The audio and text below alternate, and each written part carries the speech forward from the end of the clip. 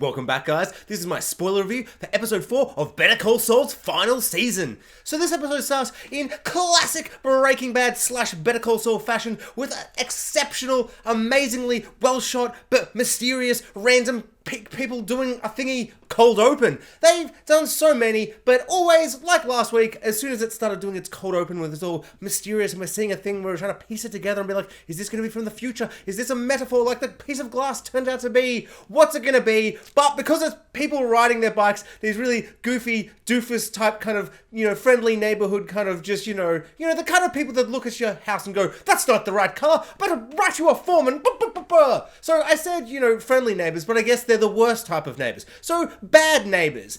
Bad neighbors who have too much time on their hands, so they're running around bikes. I mean, who's even riding a bike anymore? I haven't ridden a bike since I was like 10 years old. Not the point. So they're riding bikes around. We got all our classic Breaking Bad / Better Call Saul cool little shots where you see the wheels turning in all these really interesting, fun angles. And immediately, and I'm sure I wasn't the only one, I'm like, you can't fool me again. They're gonna die. They're gonna die. This is little kid on his motorcycle from the train heist episode. They're gonna die. This is just a classic setup. Maybe there'll be a little bit of intrigue in a way that kind of misdirects us, but they're gonna die. And then I was like, oh my god, they're gonna get hit by the car. Jimmy's gonna be in the car doing whatever the hell they plan to do with the car to kind of frame Howard, and he's going to accidentally murder these people. And I was just like, I'm one step ahead. No, I'm like 7 steps ahead of you, Vince Gilligan and Peter Gold. You think you're so clever with all your... And then as I'm like thinking all these things, being like, oh, I know what they're thinking. I know what they're doing. Suddenly the people go into the house and there's people with guns. And I'm just like, wait, what the hell?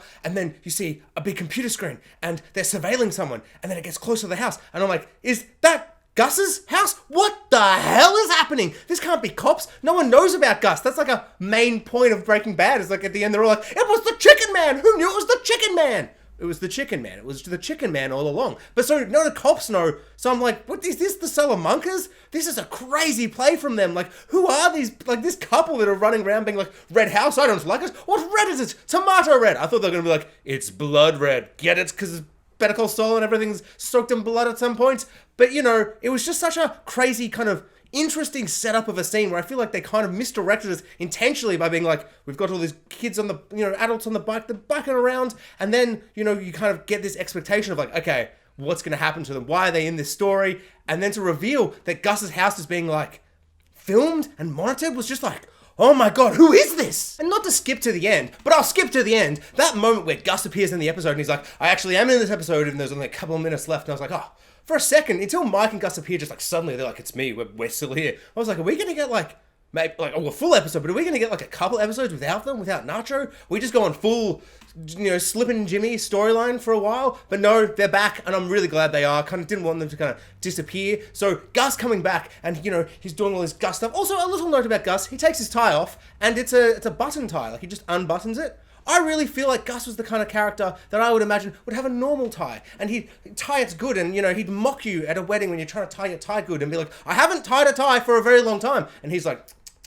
a real man knows how to do a tie, and he's like tying it for you, and you're like thankful, but you also like, you like don't like how he's judging you, because you're like, we don't know what ties for our jobs, Gus. You like have one of the only jobs where we still wear a tie. Gus, stop judging me, Gus. But no, Gus is a button tie guy, so yeah, I don't know. I feel like I lost some respect for him for some reason, even though I wouldn't like to wear a tie. And if I had to, I guess I'd wear a button one. That makes a lot more sense. But yeah, he just seems like the kind of normal tie, you know what I'm saying? The reveal when Gus goes into his house and he does the thing and he's got a secret passageway like he's some kind of James Bond villain, which I guess he pretty much is. Like he's that kind of top tier, drug empire guy. And of course, he's got a secret James Bond tunnel all the way through to another house, and that house is doing surveillance on his house, and I guess just surveillance around the area. And I was suddenly like, oh my god, this is just so crazy to think he's had this the whole time. Like I remember that scene in Breaking Bad where I can't even remember whose character, I think it's Walt or Jesse, it must have been Walt, but the character's like going up to the house, he's like, I'm gonna confront Gus, and they're just like halfway down the street, like he's not even at the house yet. Gus just calls him and he's like,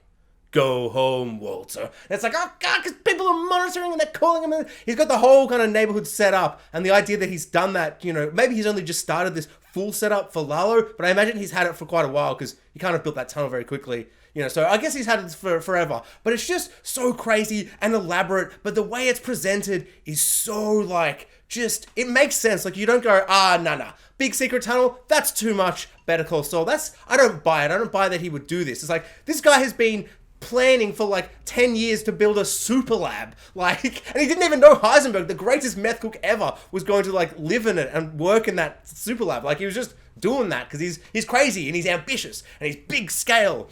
And I don't know, it blew my mind. It was such a great, like, double kind of misdirect where the first scene kind of tricked you into being, and then it was like, Gus reveal, he's being surveilled. And then at the end, it's like, no, Gus is surveilling himself to, monitor to see if Lalo's coming. Or just, generally to like, stop criminals crumbing up his house and all that kind of stuff. And yeah, just exceptional stuff. Just the way it's presented, just slowly moving through the house. And like, at first it didn't even connect what's happening. And then as he kept walking through the tunnel, I'm like, oh my God, we're going to see those doofy, neighbors that don't like red houses and stuff. And then they are doing a little puzzle. Of course they're doing a puzzle. Of course they're not watching TV and watching Netflix like normal people. They're doing a puzzle. Who does puzzles? I don't mean to offend anyone who does puzzles. I just, just not for me. I don't have the brain capacity to sit there, and it's very frustrating and agitating. It's, ugh.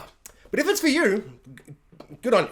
I feel like that last interlude was insincere. I just want to reiterate, I don't mind if you like puzzles, just not for me. So this week, the news about Salamanca and Saul working for him and getting him out of a criminal bind, and luring, being the cartel lawyer, it's gotten out, and the way it's changed everything for Saul is kind of more of a can't go back kind of moment than I thought it would be. It's so like, it's so irrevocable, and like, he can't, is that the right word? Did I say? It doesn't matter. You know what I'm saying? And it's such a devastating kind of turning point for the character Saul, and kind of for Slippin' Jimmy to kind of descend into Saul in a way where I don't think he truly wanted to become that Breaking Bad Saul. And he's put the mantle of Saul on, but he's not really that Breaking Bad Saul yet. That's just like all about the criminal, like, as he's kind of referred to by bloody Jesse in the first episode he's in. It's like, you don't want a criminal lawyer, you want a criminal lawyer. And he's not really there yet, but this episode kind of took him in that direction in a way where he wasn't stepping into it himself. It almost felt like, the society and everyone in the lawyer's house and, the cop shop and all that, they're pushing him in that direction. The way that, like, he's usually able to use his, like, charm and smile and his words, his, Slippin' Jimmy words, where he's all like, lawyer, charm, look, I've got a little thing, and it's cute, it's just graduated. The way he was able to charm and manipulate people, but kind of in the way where they didn't feel like they're being manipulated. He's just kind of very charismatic. And all of that just disappears this episode. We even get Bill, the most schlubby nothing guy who can't even get a bloody vending machine to give him his 30 cents worth of chips. Also, who's going to a vending machine? Just go to a supermarket, get a big packet of chips, or get one of those big packets of chips with lots of little chips. If you want to make sure you don't eat too many chips, you're going to save so much money. And it infuriates me. Who uses vending machines? Like, seriously. But yeah, Bill, he can't even get a vending machine to love him. He's so schlubby and nothing, just like, like such a kind of lawyer. And to end that scene of everyone being like, we don't like you anymore, Saul, because we heard about Salamanca. And to end it with him being like, we're all lawyers here, we're all trying, I understand in some ways, but, getting this serial killer, murderer, evil drug cartel, guy off just so he can go and be evil again, it's just bad. And I was just like, oh my God, he's one step away from saying it was evil, and that would have broken my heart. And I just think he was the perfect character to kind of tell Jimmy that he is now Saul Goodman and be like, no, you've crossed the line and you can't come back from that. So many times in life we make mistakes, and you can be forgiven for them, even if it takes time. But this feels like one of those really tragic mistakes where he's kind of crossed the line that he's never going to come back from. And then when it all comes to fruition in the horrible way of like, oh, he's gone full Saul Goodman now, is when he gets into he starts getting all the calls. He's like, oh, it's kind of, it's picking up. But he doesn't realize how much is picked up till he walks into the nail salon. And there's that line from the trailer where he's like, who's here to see Saul Goodman? And every single person puts their hands up. Classic trailer moment as well. That's peak trailer moment. And like, just all of those people, and just him realizing they're like, okay, if everyone's going to hate me for what I've done and not, forgive me, and all these criminals are going to love me and I'm going to get more work and all this stuff, well, if you want me to be Saul Goodman, I'll be Saul Goodman. This whole episode with Jimmy kind of felt like a quick kind of rehash and summary, but not like, not like it's just a rehash, but it felt like this kind of repeat in a really kind of clever way of the whole Chuck versus Saul kind of situation of the first 3 seasons. The way that they were kind of fighting against each other, and Jimmy never wanted to become Saul, but despite himself, he just kind of fell into it and accepted. It's like, okay, well, if this is the only way I can make money, be successful, and tell you all to go screw yourselves, well, yeah, I'll do it. And this episode's the same. He's like, oh, if no one's going to help me out and I'm going to have to do all this paperwork stuff, I'll accept all these criminals that love me now and all this stuff. This whole situation feels really fitting, but really sad to kind of have Saul be in this situation where everyone's like, oh no, we don't like you anymore. Your charm and charismaticness, it's not working for us anymore, Saul Goodman, if that is your real name. And then him walking in and being like, oh, all these criminals love me? Well, all right, Saul Goodman it is. Here we go. And it was, yeah, I don't know. It just really did feel like that kind of one of those final steps into becoming that character. And I think it's almost, no, what it is, I feel like, is one of those final steps that's going to lead to a huge moment in his life. Kim dying, Kim breaking free, something happening, him being a part of a murder in some way that kind of leads him to being the Breaking Bad Saul Goodman we know, who is continuously just being like, maybe we should kill this person. So this episode, Kim's paranoia starts to kind of at first get the better of her, and then it turns out to not be getting the better of her, and in fact, Mike's guys have been following her.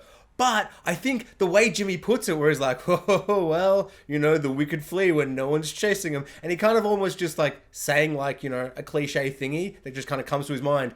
And her just being like, what the hell? You think we're wicked? And both of the way they kind of see this moment. Because Jimmy immediately is just like, oh no, I mean, you're wicked hot.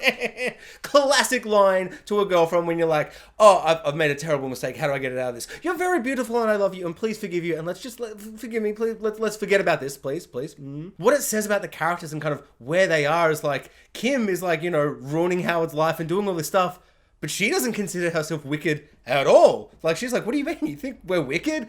Whereas I think maybe Jimmy subconsciously maybe does think that they're wicked. And I don't know, maybe that's why it kind of blurted out, saying this cliche about wicked flee and no one's chasing, all this kind of stuff. And I just found that really, really interesting. I might have misread that scene, but that's kind of what it said to me. And I found that a really kind of crazy kind of moment, because it's like later in that episode, Jimmy kind of almost just takes a big gulp and accepts. He's like, okay, yeah, I'm Salamanca's guy. Yeah, everyone get in the line. Yeah, I'm the criminal lawyer. Not the criminal lawyer, but as Jesse says, the criminal lawyer. And I don't know, that was kind of like an interesting moment where maybe he did subconsciously in that moment go, yeah, maybe I'm a little bit wicked.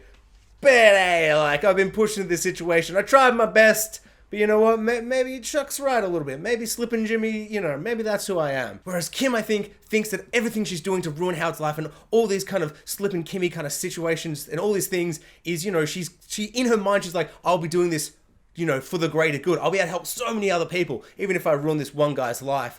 And yeah, I don't know. I think that's just a fascinating kind of juxtaposition between where these two slipping characters, are heading. And I think it speaks to where they're both going to land up as well. So Saul and Kim's plan to ruin Howard's life kind of takes a big step this episode, and we find out what they wanted to get his car for. And there's a lot of fun situations. We've got the sex worker from Breaking Bad, and I feel like Better Call Saul keeps doing this, where like they go, hey, remember this thing from Breaking Bad? And for a second I go, yeah, oh, are you going to pull the prequel? Is this too prequel-y? You just kind of remember this. And I feel like the biggest one was when they're like, remember Gus's super lab? Want to see how that's built? And I was like, absolutely not. But then it turned out I was wrong as hell. And that was probably the best element of season 4. I love that story arc.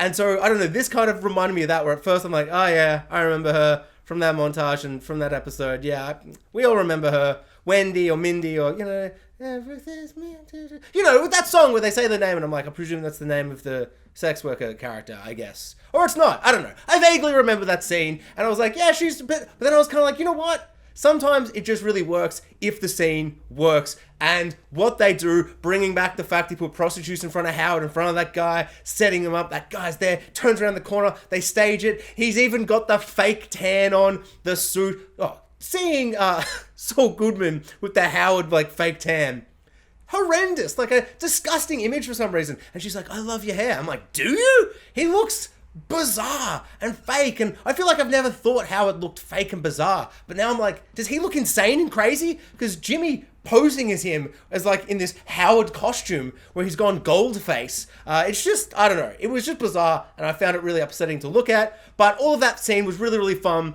But the whole time, because we hadn't had the reveal that it was Gus spying on Gus's self and all that stuff, and that was kind of a self-contained little cold open to final scene, the whole time I'm like, oh my god, he's going to hit those bike riders. He's going to hit those bike riders. It's going to be the train heist all over again. And on some level, that's bad because it's like you're just repeating the child heist, the train heist situation, but they kill a kid and the kid thing's really bad. And that's like the breaking point for Jesse and Walt. And, you know, there's so much going on with that moment.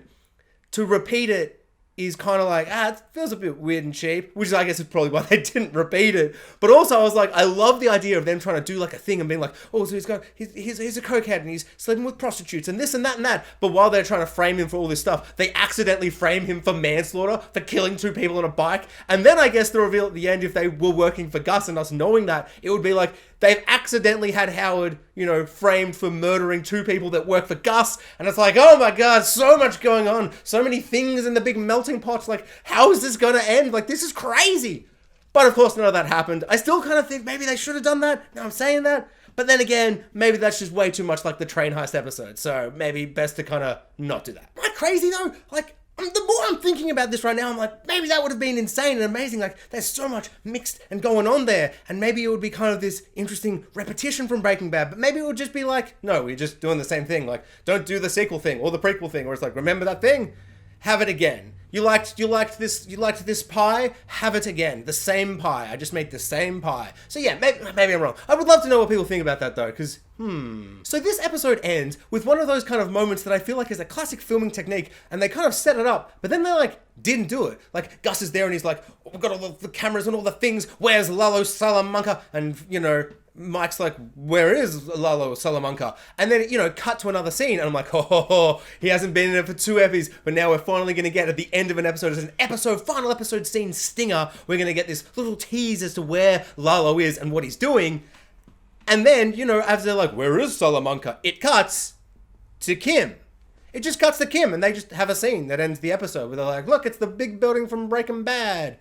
I guess this is where I live now because I have to because of Breaking Bad. And I was like, sure, fine. The scene is fine. But why did you set it up where they're like, where is Salamanca? Where is Lalo? He hasn't been in it for 2 episodes, so I'm super curious. He's a really charming, charismatic, evil, terrifying character. He's so fascinating. The actor who plays him is just doing such an exceptional job. He's such a standout from season 5. His whole performance has been so great, and I've really missed him this season. Like in the first episode, I'm like, oh, Lalo with that bandana. Oh, he's so sexy and scary, and then he's killing people. I'm like, no, he's so evil and so horrible. There's such a interesting kind of character, and he's one of the only characters left that we have no idea how his story is going to end. Is he going to live? Is he going to die? What's going to happen?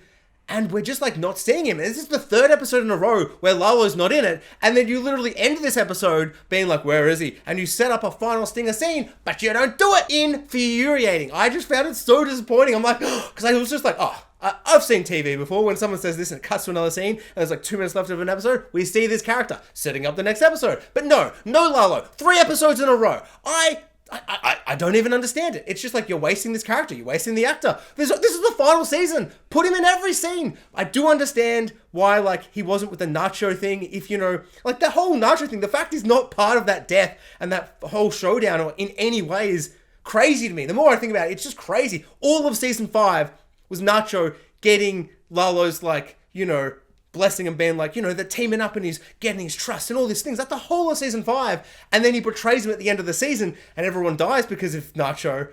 And so Lalo and him never having a confrontation is so bizarre. And I guess they want to have Lalo being like, he's going to pop up anywhere. He's going to pop up anywhere and do anything. But I just think you don't do that. I think you should have brought him into the Nacho storyline.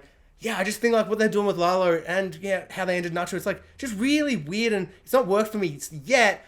I do think that there's probably going to be a moment where he appears again and I'm all like, oh, thank God he wasn't in it. It was such a build up for this moment and, you know, it's all working out. Oh, they've done such a great job at using him for the final season. But at this stage, yeah, a little disappointed. One of the kind of the weaker elements of this season is just, where is he? Why isn't he in it? He's like the main antagonist left. Like, I want to see him. But yeah, I mean, whatever. You know, it's better to end an episode with no more nail salon. this building. Remember Breaking Bad? I'm like, I do remember Breaking Bad. It's the building. Yeah, I mean, we saw the big waving inflatable Statue of Liberty, and now we see this. So it's all coming together like a jigsaw puzzle for those people who love jigsaw puzzles. Obviously, not me included, because of that 6-minute rant I did. I'll probably cut some of it, to be fair though. So maybe just a minute of jigsaw puzzle hate. Maybe. Thanks for watching, guys. Like, subscribe, hit the notification bell, and comment below. I would love to know what everyone thought of episode 4 of Better Call Saul's final season.